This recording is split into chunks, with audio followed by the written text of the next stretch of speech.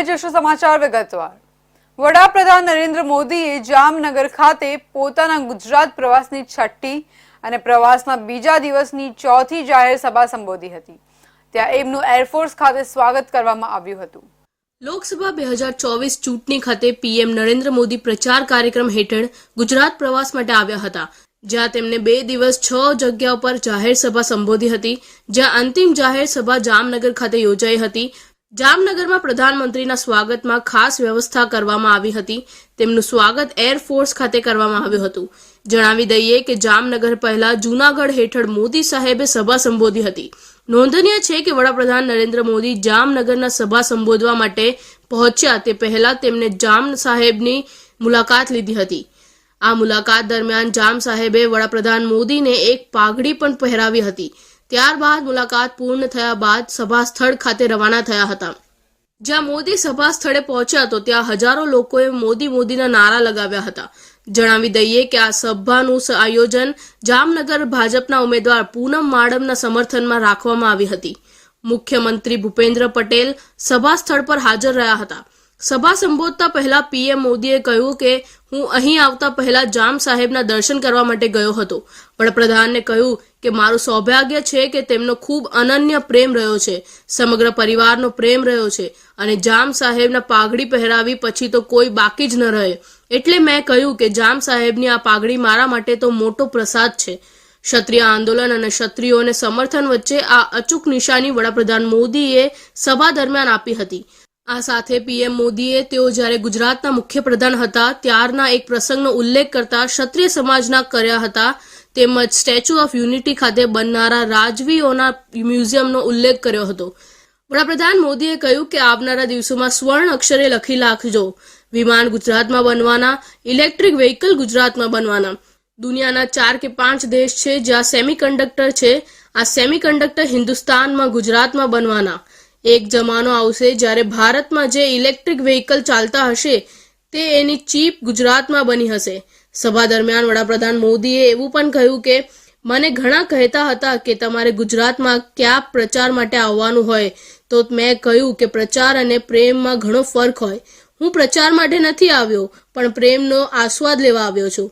આ સભામાં મોટી સંખ્યામાં ભાજપના નેતાઓ, કાર્યકરો, હોદ્દેદારો અને સામાન્ય લોકો હાજર રહ્યા હતા।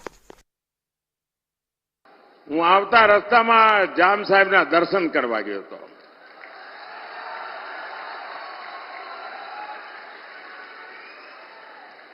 અને મારું સૌભાગ્ય છે કે મારા ઉપર એમનો ખૂબ અનન્ય પ્રેમ રહ્યો છે, સમગ્ર પરિવારનો અનન્ય પ્રેમ રહ્યો છે। અને જામ સાહેબ પાઘડી પહેરાવે પછી તો કઈ બાકી જ ના રે ભાઈ।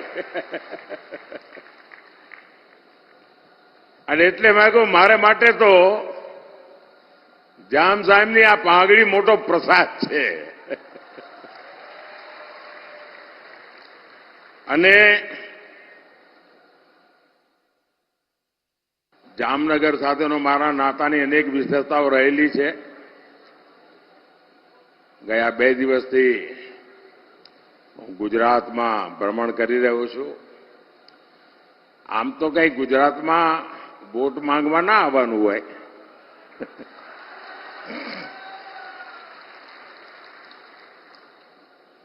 મને ઘણા કહેતા હતા કે સાહેબ તમારે ક્યાં પ્રચારમાં આવવાની જરૂર છે।